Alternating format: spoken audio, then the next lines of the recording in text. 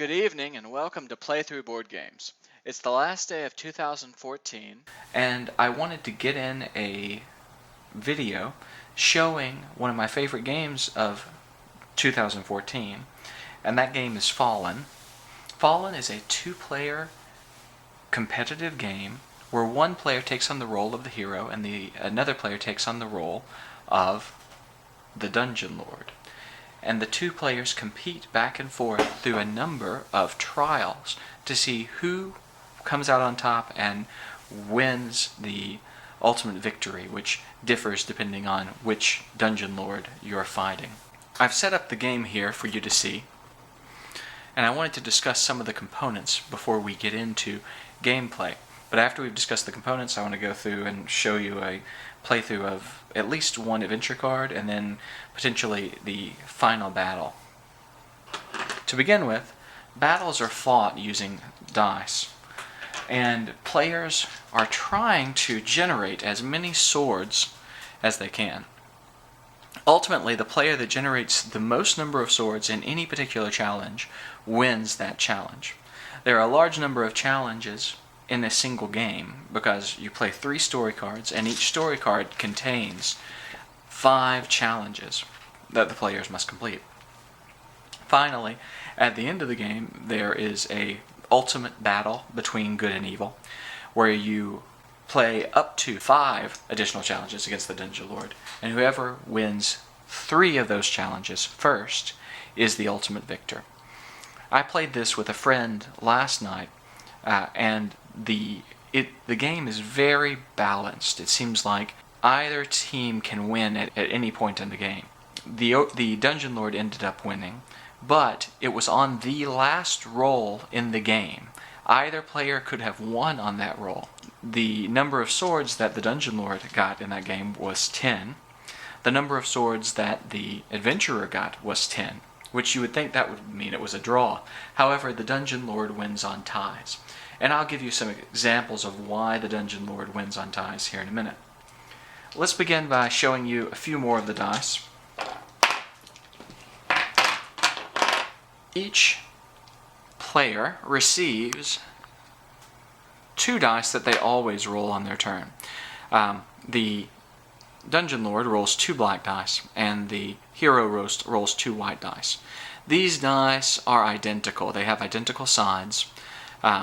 They have one side that has 2 swords. Most of the sides have 1 sword, however. You'll also see some additional symbols. The blood symbol indicates that you've given a wound to either the hero or the Dungeon Lord, and not specifically the Dungeon Lord usually, but one of the Dungeon Lord's creatures. There are also these surges that charge up the hero or the Dungeon Lord's ultimate ability.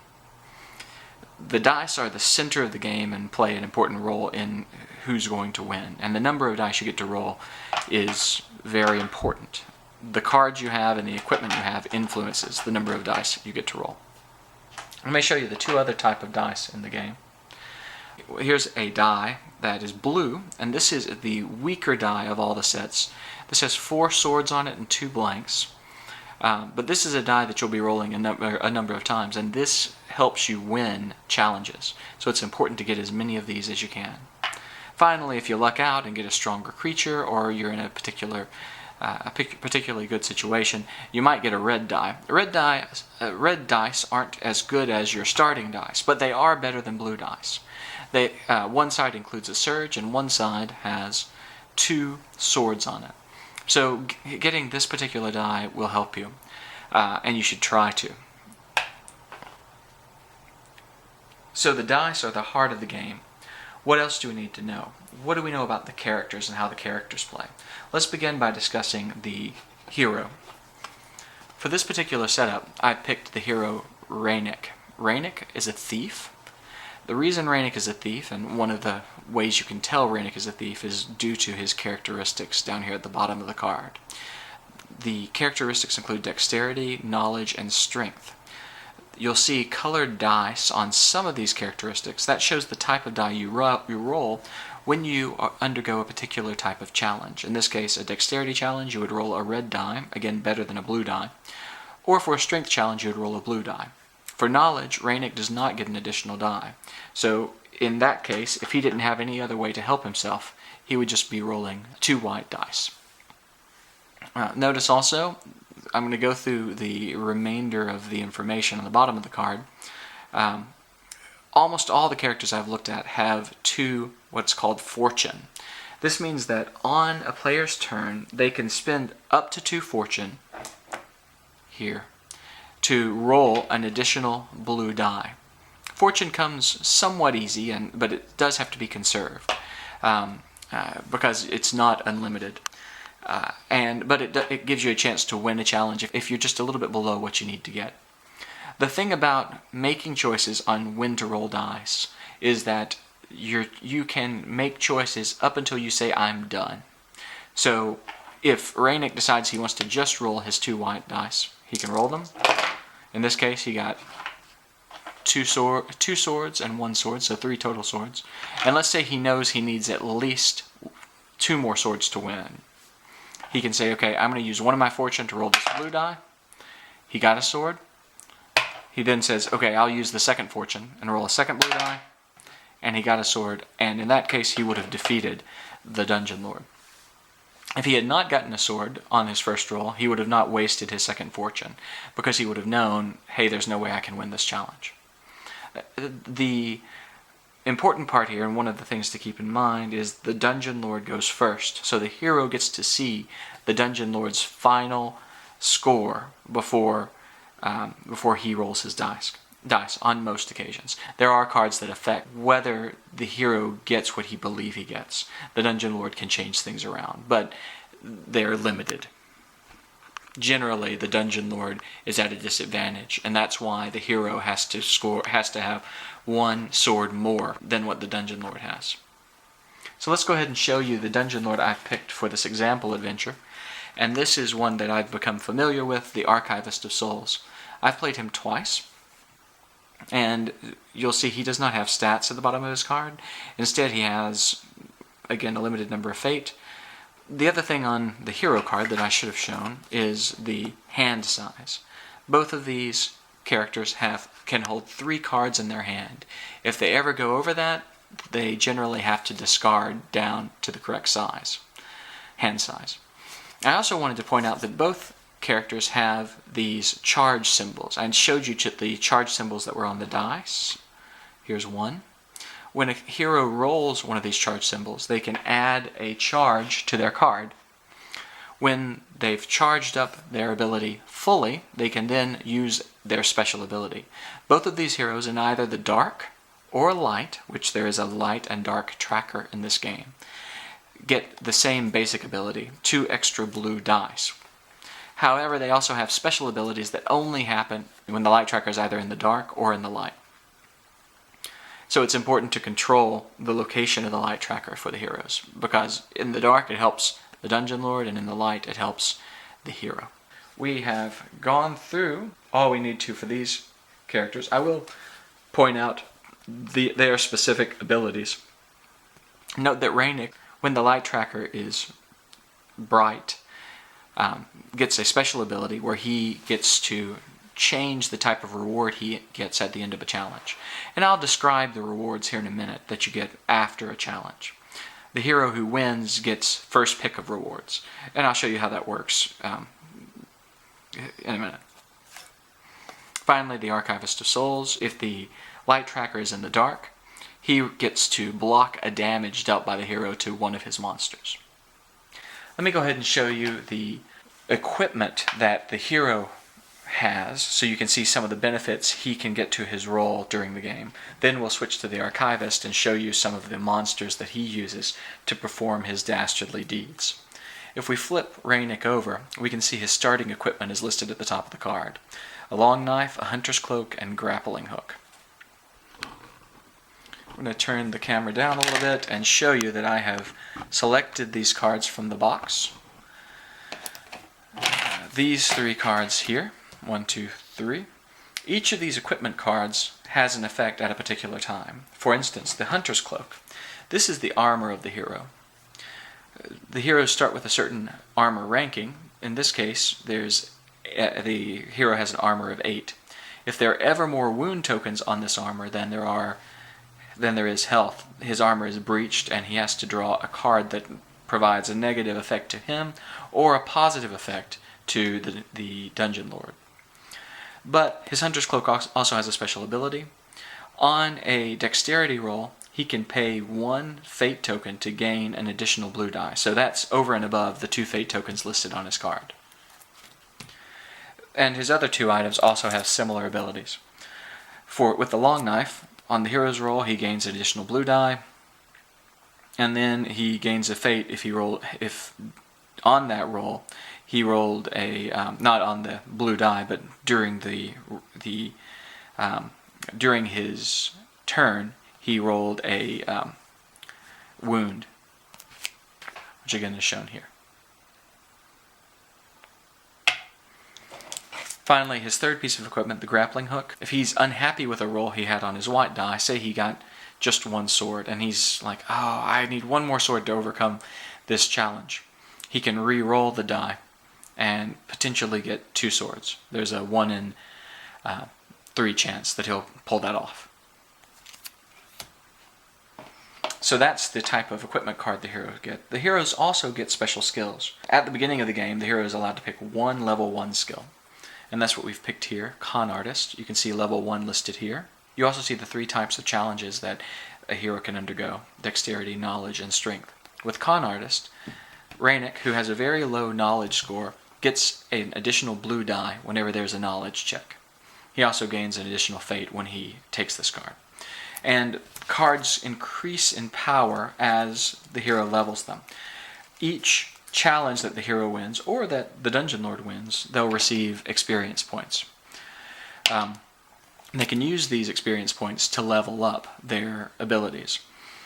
Here are 2 additional abilities that follow the same ability tree for Con Artist.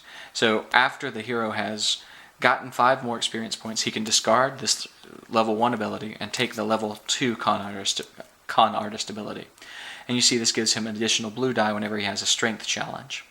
In addition, when he draws a reward token, he can discard it and draw another reward token at any point, not just when he uses his ultimate ability.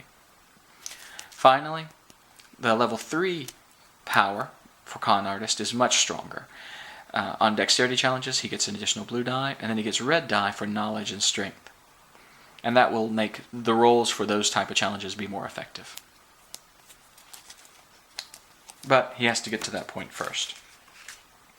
Let's look at the Archivist of Souls now. The Archivist of Souls doesn't have any equipment. What he gets instead are monsters. At the beginning of the game, he gets to draw 4 monsters and put them out on the board. Here I've just drawn the top 4 monsters from the level 1 monster deck. And you can see there's a variety of types of monsters that are present in the deck. Let's start by just looking at the Thalastian Scribe. The Thalastian Scribe has 2 hit points, shown here in the shield marker. You can tell it's a level 1 monster from this. Additionally, at the beginning of any challenge, the Archivist can activate a creature, which is basically like tapping it. When the creature is tapped, you can take the number of dice near the middle of the card here and add it to the Archivist roll. So normally he would roll 2 black dice. Say he used the Thalastian Scholar, he would get 2 additional blue die. And he could roll those. Now, if this were a knowledge challenge, he would additionally get 1 more blue die, which he could roll, and that would give him a total of 5 die, 5 swords in this case. But you get the general idea. And the monsters have different powers. For instance, Avrok, when this creature is activated, the Archivist gains 1 additional charge, but only on knowledge and strength challenges. The Imbued Archer is dexterity focused, and the Rock Creeper is dexterity and strength focused. So each of these monsters have a particular strength that the Archivist can use during particular challenges. As the Archivist gets additional experience points, he can level up his individual monsters. Here is a level 2 monster, the Night Prowler. If the hero's armor card has 5 or more wounds on it, we can deal an additional wound and gain an extra blue die. And also notice that instead of blue die, the level 2 monsters get 2 red die, in this case. Finally, the Forged Guardian is here, And instead of just 2 red die, as a level 3 monster, he gets 2 red die and a blue die, and he can block a wound if it's a strength challenge. There are monsters that actually have all 3 traits, and here's an example of that. So there's a variety of things that the monsters can do, and it provides a lot of replayability for each of the scenarios as you play the game, because you don't make it anywhere near through all of the creatures available. Let's talk about challenges now. I wanted to bring up one of the cards, and I always start with cards from the core set that are some of the earlier cards, because I believe those are the ones people are more likely to have already seen, and I don't want to spoil anything for anyone. In this case, I wanted to show you how a challenge works. Here's an example story card. I generally start with the earlier story cards because I don't want to give any spoilers away, so this is from the core set, and it's card number 2. There's some preliminary text that describes the type of situation your hero is in. And I enjoy the text a lot. I think this is what sets Fallen apart from other games. It reminds me of playing a Dungeons & Dragons adventure. And it's nice because you're playing with 2 people, and it still feels like a role-playing game because you're competing against each other, and it is competitive and fairly well balanced from what I can tell. The introductory text, the hero is allowed to pick a direction he wants to go. In this case, you're in this room, you're trying to get up to a light. The hero can choose to climb up spikes that are in the middle of the room or jump for a rope that's in the middle of the room. If he climbs up the spikes, it ends up being a knowledge challenge. The hero does not know what type of challenge this is going to be. The Overlord does.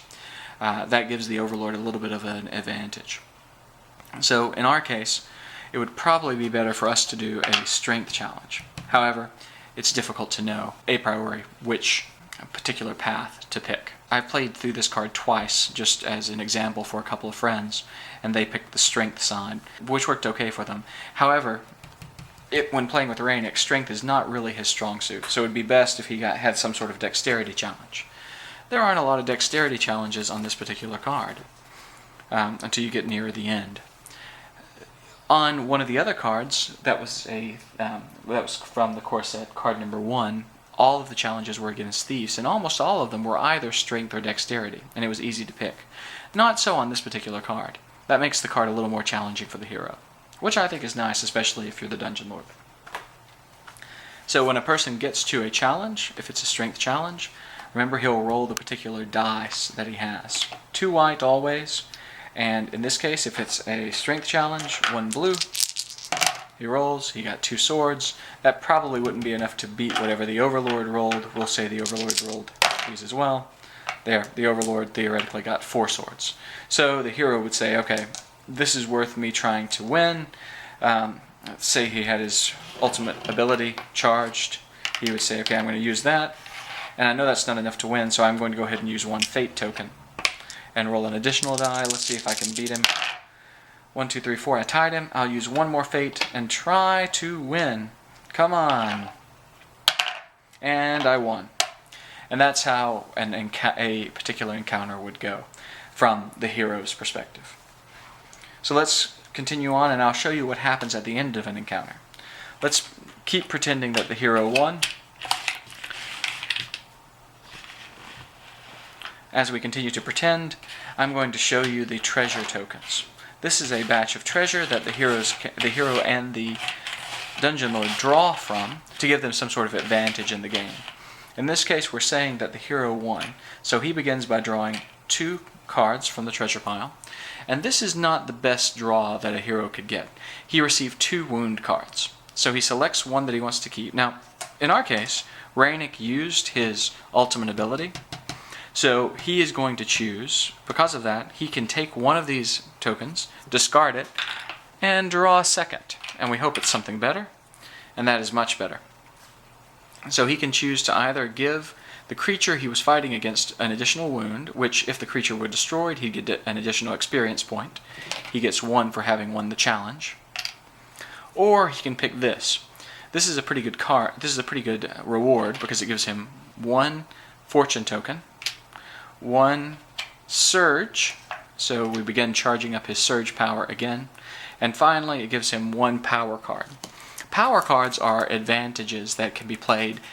When they're played, they are discarded, but it gives an advantage at a particular time in the game.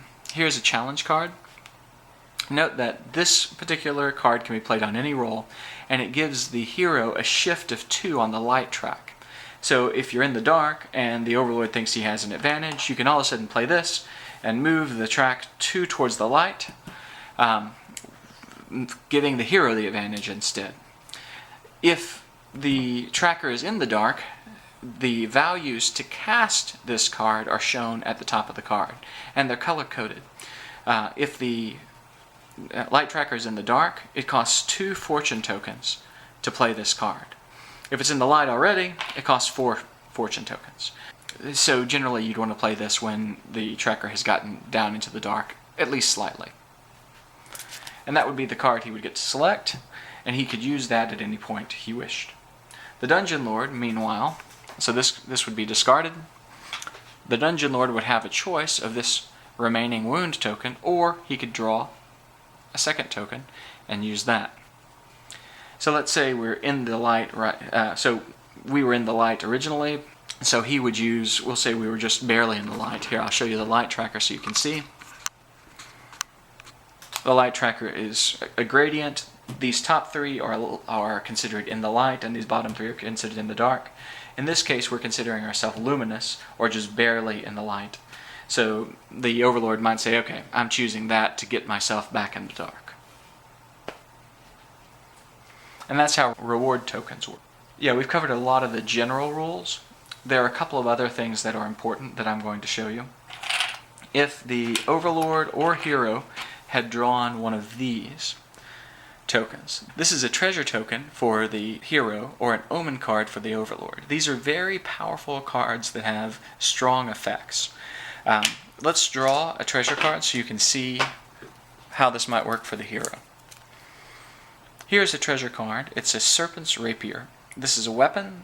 Basically, the hero is allowed to have 1 weapon, 2 items, and 1 armor. So he could use this in place of his long knife. So on any roll, he can gain 1 blue and deal a damage. If the roll is a dexterity roll, he can block a damage. So, arguably, and I would say fairly arguably, this is a better card than the long knife. So he would discard his long knife and take the Serpent's Rapier. If the long knife had already been used, notice there's a tap symbol on these cards. That means you have to tap them to use them. The hero could take the long knife, discard it, and put the Serpent's Rapier into play, untapped, and use it later. The Dungeon Lord's card, and I apologize if I keep saying Overlord, I'm used to Descent. For a Dungeon Lord card, the Dungeon Lord would draw a card and look to see what's on there. This particular card says any roll, you can steal a Fate, Torchant, and a charge from the hero, and force the hero to discard a random power card. In addition, the Dungeon Lord gets to draw an additional power card. This is a really good card. But there are some that even have permanent effects that affect the game. Here's one called Spirit Tome. When you claim Spirit Tome, it does not go in your hand. Instead, bind Spirit Tome to your Dungeon Lord character card and draw a power card. Your maximum hand size is increased by 1, meaning the Dungeon Lord's hand size is no longer a measly 3. He can now hold 4 cards in his hands, which is useful if you want to hoard for the end battle. Note that at the beginning of the game, each character starts by drawing 2 power cards, not omen cards, but power cards, which they can use to modify combat as play progresses. To begin the game, the hero actually uses the villain's card, and there is a small adventure that sets the tone for the overarching adventure on the back of the card. And this is where the hero makes his first selection. And we'll go through that as we begin our playthrough. I hope that explanation was helpful. Let's see if there's anything else I've missed. I think we've covered all of the major topics. If you have any questions, post them in the comments and I'll see if I can answer them. Let's begin the playthrough. Hello again. The video was a bit longer than I meant for it to be, so I've broken the playthrough into two parts. The second part should be up within the next few days. Thanks again for watching.